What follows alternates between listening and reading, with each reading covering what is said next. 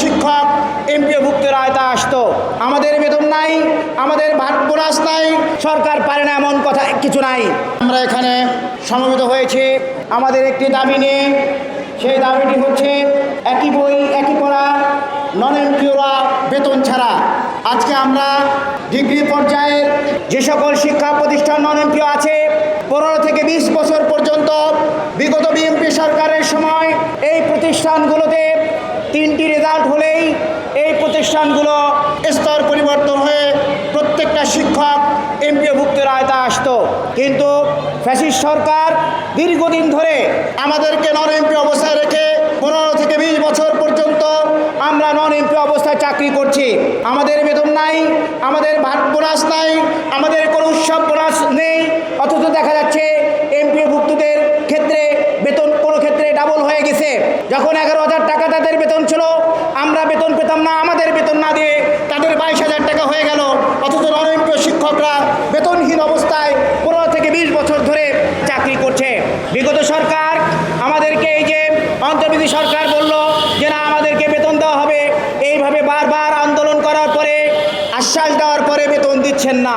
আমরা আশা করব এই মানবিক সরকার বিএনপি সরকার, আমাদের প্রধানমন্ত্রী জনাব তারেক রহমান সাহেব প্রত্যেক ক্ষেত্রে শিক্ষা ক্ষেত্রে যথেষ্ট ভূমিকা রাখছেন।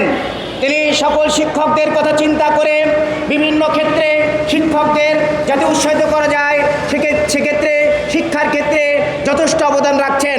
আমরা অনুরোধ করব, বিনয়ের সহিত অনুরোধ করব প্রধানমন্ত্রী জনাব তারেক রহমান আমাদের নন এমপিও শিক্ষকদের কথা বিবেচনা করে একযোগে স্কুল কলেজ মাদ্রাসা কারিগরি ডিগ্রি অনার্স মাস্টার সহ যত নন এমপিও শিক্ষা প্রতিষ্ঠান আছে বাংলাদেশে সবগুলো এমপিওভুক্ত করে এদেশের শিক্ষার ক্ষেত্রে এই জাতি গঠন করার ক্ষেত্রে ব্যাপক বিশাল ভূমিকা রাখবে, যাতে তিনি এই শিক্ষা ক্ষেত্রে অমর প্রধানমন্ত্রী হিসাবে বেঁচে থাকেন আজীবন।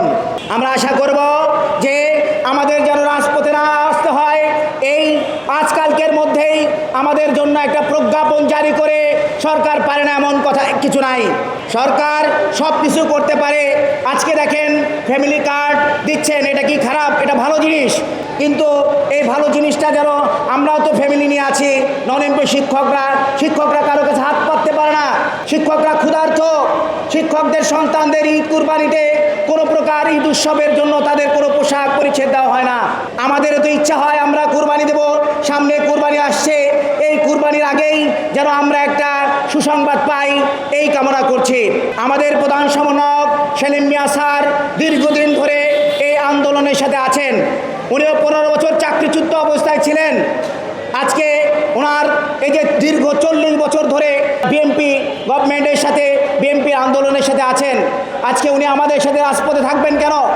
আজকে বিএনপির অনেক বঞ্চিত নেতারা তাদের সুবিধা পাচ্ছে, কিন্তু আমাদের নেতা, আমাদের সকলের কিংবদন্তি নেতা সেলিম মিয়া স্যার কিন্তু আমাদের সাথে আছেন।